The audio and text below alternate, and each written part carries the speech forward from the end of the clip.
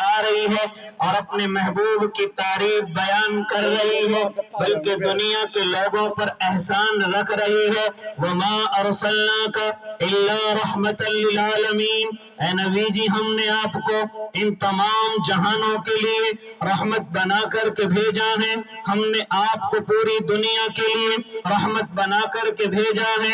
ہاں آپ ذرا غور کریں، آقا مدنی صلی اللہ علیہ وسلم کو اللہ نے جب اس دنیا کے اندر بھیجا تو اس سے پہلے دنیا کی حالت کیا ہے آپ ذرا غور کریں، اپنے علماء سے معلوم کریں، تاریخ کا مطالعہ کریں تو یہ تاریخ نہ مجھے اور آپ کو سمجھائیں گے آقا کے آنے سے پہلے اس دنیا کی حالت کیا ہے معلوم کرو، علماء سے یہ بتلائیں گے۔ کمزوروں کا کوئی پرسان حال نہیں، غریبوں کا کوئی خیال رکھنے والا نہیں، عورتوں کی کوئی پرسان حالی کرنے والا نہیں، یہاں تک کہ کمزوروں کو، مظلوموں کو، غلاموں کو اپنے پیروں کی جوتی سمجھا جانے لگا۔ ہاں ایسے وقت میں انسانیت سسک سسک کر کے کہہ رہی ہے کہ کاش کوئی آ جائے، کاش کوئی آ جائے اور آ کر کے اس ترقی ہوئی زمین کو کہ جہاں پر طاقت والا کمزور پر ظلم کرنے لگا ہے، جہاں پر غلاموں کی کوئی قدر کرنے والا نہیں، جہاں پر غریبوں کے کندھے سے کندھا ملا کر چلنے والا نہیں، جہاں عورتوں کی کوئی قدردانی نہیں، عورت ماں کے درجے میں ہے کوئی جانتا نہیں، بہن کے درجے میں ہے کوئی پہچانتا نہیں، بیٹی کے درجے میں ہے کوئی مانتا نہیں، یہاں تک کہ بیوی کے درجے میں ہے کوئی عمل کرنے والا نہیں۔ لیکن میرے اور آپ کے آقا تشریف لائے اور اس تمام کی تمام ظلمتوں کے اندھیروں کو میرے اور آپ کے آقا نے ختم فرمایا۔ اسی لیے تو میرا اور آپ کا اللہ ارشاد فرماتا ہے ہم نے آپ کو تمام جہانوں کے لیے رحمت بنا کر کے بھیجا۔ علماء مجھے اور آپ کو بتلائیں گے، علماء تاریخ کا مطالعہ کر کے، اصحاب سیر کی کتابوں کو اپنے مطالعے میں لا کر کے یہ علماء مجھے اور آپ کو بتلائیں گے کہ آقا کے آنے سے پہلے حالت کیا ہے اور آقا کے آنے کے بعد کی حالت کیا ہے۔ ارے غریبوں کو کوئی پہچاننے والا نہیں، لیکن میرے اور آپ کے آقا آتے ہیں، دنیا کے اندر تشریف لاتے ہیں، سب سے پہلے غریبوں کو اپنے سینوں سے لگاتے ہیں، ہاں جو سسک سسک کر کے اپنے آنسوؤں کو بہا رہے ہیں ان کو اپنے دلوں کے اندر جگہ دیتے ہیں، یہاں تک کہ جو غلام ہیں اور غلاموں کی کوئی قدر نہیں، میرے اور آپ کے آقا اٹھ کر کے ان کو اپنے سینوں سے لگاتے ہیں۔ ارے معلوم کرو علماء سے، ہاں معلوم کرو جا کر کے حضرت بلال حبشی سے، اور کسی معلوم کرنے والے نے معلوم کیا اے بلال آپ تو غلامی کی زندگی گزار رہے تھے اور پھر آقا کے اتنے بڑے عاشق ہو گئے اور آقا کے اتنے بڑے چہیتے ہو گئے، اے بلال حبشی ہاں آپ اتنے بڑے عاشق کیسے ہو گئے کہ لوگ تمہارے سینوں پر پتھر رکھ دیں، تمہیں تپتی ہوئی زمین پر لٹا دیں اور اوپر سے تمہیں ظلم و جبر کی چکی میں بیس دیں، لیکن جب تمہیں ہوش آ جائے، یہاں تک کہ آنکھیں ابل جائیں، زبان باہر کو آ جائے، کفار مکہ یہ سمجھ کر کے لوٹ جائیں کہ بلال حبشی اس دنیا سے رخصت ہو چکا ہے، لیکن جیسے اے بلال آپ ہوش میں آتے تھے تو آپ کی زبان پر صرف اللہ اور محبوب کا نام ہوا کرتا تھا۔ اے بلال اتنے بڑے عاشق کیسے ہو گئے؟ کیا فرماتے حضرت بلال؟ میں ایسے محبوب کا عاشق کیسے نہ ہو جاؤں جس نے اس دنیا میں آ کر، جس کو اللہ رب العزت نے بڑائیوں سے نوازا، سرداری سے نوازا، یہاں تک کہ دونوں جہان کے آقا بن کر کے آئے، لیکن آ کر کے سب سے پہلے ہاں غلاموں کا خیال کر رہے ہیں، غریبوں کا خیال کر رہے ہیں، کمزوروں کا خیال کر رہے ہیں۔ ایسے محبوب کا کیسے عاشق نہ ہو جاؤ جب دنیا ہم پر درے برسا رہی تھی، جب دنیا ہم پر ظلم و جبر کی چکیوں میں ہمیں پیس رہی تھی، ایسے وقت میں اگر کوئی ہمیں اپنے سینوں سے لگانے والا ہے تو وہ صرف اور صرف محمد عربی صلی اللہ علیہ وسلم ہے۔ ہاں حضرت بلال حبشی فرماتے ہیں میں ایک مرتبہ اپنے مالک کا غلام ہوں اور میرے مالک نے مجھے ستو پیسنے کے لیے کہا ہے، میں ستو پیسنے کے لیے بیٹھا ہوا ہوں، لہذا ستو پیستے وقت میں میرے بدن کو بخار آیا، ہاں اور اس قدر بخار آیا کہ میرا بدن کپ کپانے لگا، دوائی کا کوئی انتظام نہیں، ہاں کچھ پینے میں کھانے کا کوئی انتظام نہیں، میں اپنے سردار کو کہتا ہوں اے سردار محترم میرے بدن کو بخار ہے، مجھے آرام کا وقت دے دیا جائے، مجھے آرام کرنے کی ذرا سی سہولت دے دی جائے۔ تو سردار آپ پیر مار کر کے کہتا ہے یہاں غلاموں کی کوئی سہولت کی بات نہیں ہے، یہاں غلاموں کے لیے کوئی سکون نہیں ہے، یہاں غلام مشینوں کی طرح کام کرتے ہیں، لہذا غلاموں کے لیے ہمارے دلوں کے اندر کوئی ہمدردی نہیں ہے، مجھے یہ سب تو پسا ہوا چاہیے، نہ کوئی بہانہ چلے گا، نہ وقت کی ڈھیل چلے گی۔ لہذا حضرت بلال کہتے ہیں جب میں نے اپنے سردار کو دیکھا، ہاں میں سب تو پیس رہا ہوں، میری آنکھوں کے اندر آنسو ہیں، میرا بدن کپ کپا رہا ہے، ایک دروازہ کھلتا ہے، اس دروازے سے نورانی چہرہ نکل کر کے اندر آتا ہے، جب وہ میری آنکھوں میں آنسو دیکھتا ہے، وہ نورانی چہرہ میرے قریب آتا ہے اور آ کر کے کہتا ہے اے اللہ کے بندے تیرے رونے کی وجہ کیا ہے، تیرے آنکھوں میں آنسوؤں کی وجہ کیا ہے؟ چنانچہ بلال کہتے ہیں ارے جاؤ، کون ہے جو غلاموں سے حال معلوم کر رہا ہے، کون ہے جو غلاموں کا خیال کرنے آیا ہے؟ یہاں غلاموں کا کوئی خیال کرنے والا نہیں، یہاں غلاموں کا کوئی پرسان حال نہیں، لہذا آپ چلے جائیے۔ ہاں وہ نورانی چہرہ کہتا ہے اے اللہ کے بندے ذرا بتا تو صحیح تیری پریشانی کی وجہ کیا ہے، تیرے رونے کی وجہ کیا ہے؟ کہا کون ہے یہ غلاموں کا خیال کرنے والا؟ لہذا بلال کہتے ہیں میں نے ان سے کہا مجھے بخار ہے، میرا بدن کپ کپا رہا ہے، لیکن میرے مالک نے مجھے ستو پیسنے کی ذمہ داری دی ہے اور کہا ہے کہ اگر اس وقت تک یہ مکمل نہ ہوا تو میں سزا کا مستحق ہو جاؤں گا۔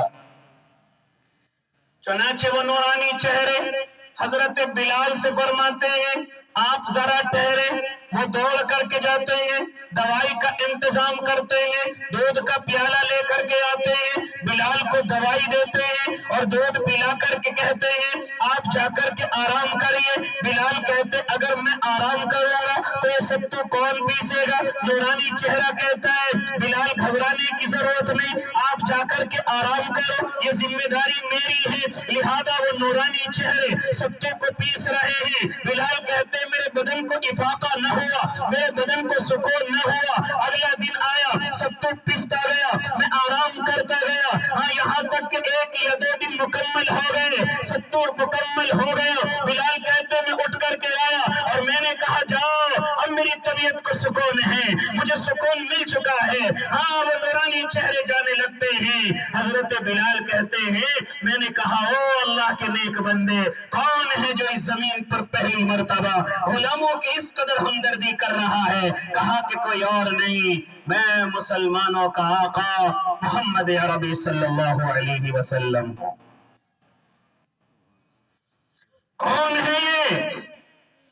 میرے اور آپ کے آقا کے آنے سے پہلے غلاموں کی کوئی قدر و منزلت نہیں، غلاموں کا کوئی خیال کرنے والا نہیں، لیکن جیسے میرے اور آپ کے آقا تشریف لاتے ہیں فوراً اللہ رب العزت کا اعلان سنا دیتے ہیں۔ وہ اعلان کیا ہے؟ آؤ معلوم کرو علماء سے، یہ علماء قرآن کی تلاوت کریں گے۔ کیا اعلان ہو رہا ہے؟ یا ایھا الناس انا خلقناکم من ذکر و انثی وجعلناکم شعوبا وقبائل لتعارفوا ان اکرمکم عند اللہ اتقاکم۔ کیا فرمایا میرے اور آپ کے اللہ نے؟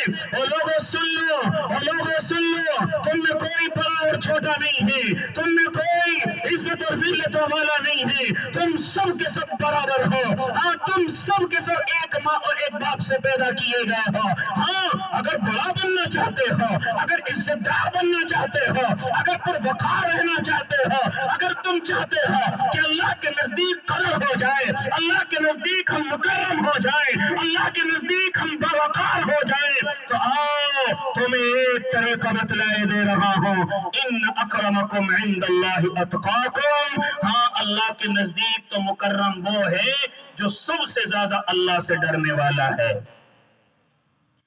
برادری کیا ہے اس چیز سے غرض نہیں، خاندان کیا ہے اس چیز سے غرض نہیں، خوبصورت ہے یا کالا اس چیز کی کوئی حیثیت نہیں، کون سے خاندان سے تعلق رکھتے اس چیز کی حیثیت نہیں. اگر ہاں عزت دار بننا چاہتے ہو تو آؤ تقوی اختیار کرو، آؤ اس زندگی کے اندر اللہ سے ڈرنے والے بن جاؤ، اس زندگی کو اللہ سے ڈر کر کے گزارو.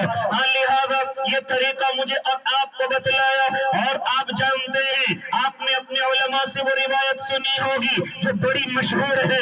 آؤ ایک دفعہ سبق کی طرح میں تمہیں یہ بھی بتلاتا چلوں. آؤ حضرت فاطمہ رضی اللہ تعالی عنہا ہیں، قبر کے اندر اتاری جا رہی ہیں. ہاں ابو ذر غفاری موجود ہیں. کیا فرما رہے تھے حضرت ابو ذر؟ اے قبر تو جانتی ہے آج تیرے اندر مہمان کون آنے والا ہے؟ ارے حضرت علی کی محترمہ ہے، حسن حسین کی ماں ہے، اور اللہ کے نبی کی لخت جگر ہے، آج تیرے درمیان میں آ رہی ہے. اے قبر تجھے معلوم ہے کون مہمان آ رہا ہے؟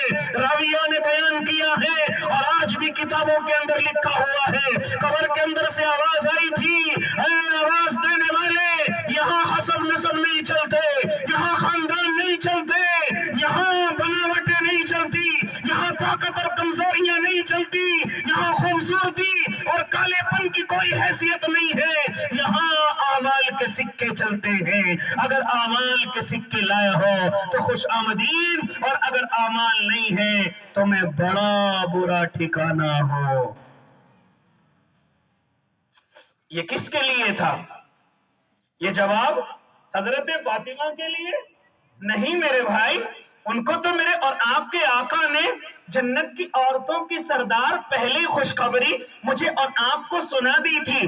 یہ سبق کس کے لیے؟ یہ آواز کس کے لیے؟ یہ آواز مجھ جیسے اور آپ جیسوں کے لیے جو دو چار کتابیں پڑھ کر کے اپنے آپ کو جنت کا ٹھیکیدار سمجھنے لگتے ہیں. یہ جواب ان کے لیے. ہاں جو چار رکعتیں پڑھ کر کے اب جنت کا مالک سمجھنے لگے ہیں، یہ ان لوگوں کے لیے ہے جو ذرا سی نیکیاں کر کے دوسروں کو حقیر سمجھنے لگے، اپنے آپ کو بڑا سمجھنے لگے، یا کسی خاندان میں پیدا ہو گئے، یا کسی مولوی کی اولاد ہو گئے، یا کسی اللہ والے کی نسل میں آ گئے، اب اپنے آپ کو جنت کا ٹھیکیدار سمجھ رہے ہیں. میرے اور آپ کے آقا نے اپنی زندگی کے اندر یہ تمام چیزیں بتلائی تھی، اور میرے اور آپ کے اللہ نے جو اعلان کیا کہ تم سب کے سب برابر ہو، کوئی بڑا اور چھوٹا نہیں ہے. ہاں اگر بڑا بننا چاہتے ہو تو اللہ کے سامنے ڈرنے والے ہو جاؤ، اللہ سے ڈرنے والے ہو جاؤ، اللہ کی ماننے والے ہو جاؤ، نبی کی ماننے والے ہو جاؤ. اگر عزتیں چاہتے ہو، ورنہ تم سب کے سب میرے نزدیک برابر ہو. ہاں اگر بڑا بننا چاہو گے، ہمارے یہاں حسب نسب کوئی معنی نہیں رکھتا، ہمارے یہاں خوبصورتی اور کالا پن کوئی معنی نہیں رکھتا، ہمارے یہاں عرب اور عجم کوئی معنی نہیں رکھتا، ہمارے یہاں خاندان کوئی معنی نہیں رکھتا. اور میرے اور آپ کے اللہ نے یہ چیزیں بتلائی ہیں. آؤ تمہیں بتلاؤ، اللہ کی جو مانا وہ کامیاب ہو گیا، اللہ کی جو نہ مانا وہ ذلیل اور رسوا ہو گیا. آؤ تمہیں بتلاؤ، اللہ کی نہ ماننے والا اگر نبی کا رشتہ دار ہے تب بھی ذلیل ہے، اگر نبی کے خاندان سے ہے تب بھی ذلیل ہے، اگر نبی کے گھر سے تعلق رکھتا ہے تب بھی جہنم کا ایندھن ہے. آؤ معلوم